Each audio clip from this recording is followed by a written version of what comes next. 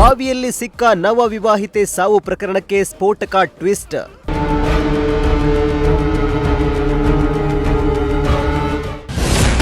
ನವ ವಧು ಮೇಲೆ ಅತ್ಯಾಚಾರವೆಸಗಿ ಉಸಿರುಗಟ್ಟಿಸಿ ಕೊಲೆ ಆರೋಪ.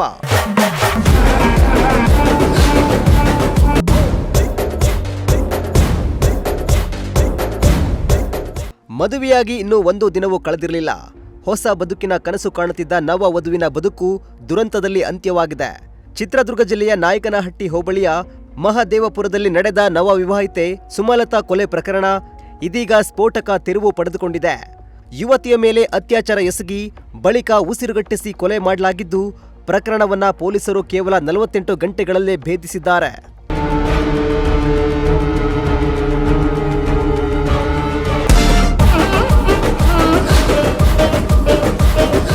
ಕಳೆದ ಭಾನುವಾರ ಮಹದೇವಪುರ ಗ್ರಾಮದ ಹೊರವಲಯದ ಪಾಳುಬಿದ್ದ ಬಾವಿಯಲ್ಲಿ ಸುಮಲತಾ ಮೃತದೇಹ ಪತ್ತೆಯಾಗಿತ್ತು.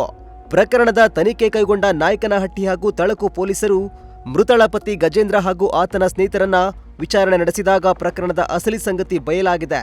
20 ವರ್ಷದ ಸುಮಲತಾಗೆ ಶುಕ್ರವಾರ ಗಜೇಂದ್ರನ ಜೊತೆ ವಿವಾಹವಾಗಿತ್ತು. ಮದುವೆಯಾದ ಬಳಿಕ ನವದಂಪತಿ ನಾಯಕನಹಟ್ಟಿ ಹೋಬಳಿಯ ಕುರಿರೊಪ್ಪಕ್ಕೆ ತೆರಳಿದ್ರು. ಈ ವೇಳೆ ಬಟ್ಟೆ ಬದಲಿಸಿಕೊಳ್ಳಲು ಸೂಕ್ತ ಜಾಗ ಇಲ್ಲದ ಕಾರಣ ಸುಮಲತಾ ಸಮೀಪದ ಸೀಮೆಜಾಲಿ ಪೊದೆಗಳ ಬಳಿ ತೆರಳಿದ್ದಾಳೆ. ಈ ವೇಳೆ ಗಜೇಂದ್ರನ ಸ್ನೇಹಿತ ಬೋರಯ್ಯ ಎಂಬಾತ ನೆಪವೊಂದನ್ನ ಹೇಳಿ ಸುಮಲತಾ ಇದ್ದ ಸ್ಥಳಕ್ಕೆ ತೆರಳಿದ್ದಾನೆ. ಅಲ್ಲಿ ಆಕೆಯ ಬಾಯಿಗೆ ಬಟ್ಟೆ ತುರುಕಿ ಅತ್ಯಾಚಾರ ಎಸಗಿದ್ದು, ಬಳಿಕ ಉಸಿರುಗಟ್ಟಿಸಿ ಕೊಲೆ ಮಾಡಿದ್ದಾನೆ.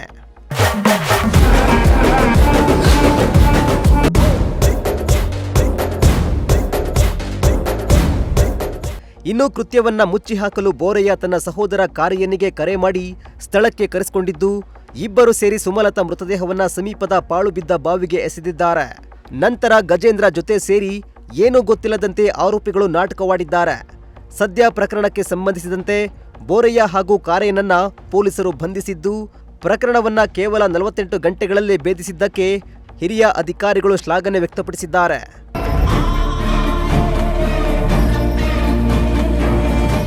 Bureau report, Prajashakti TV, Chitradurga.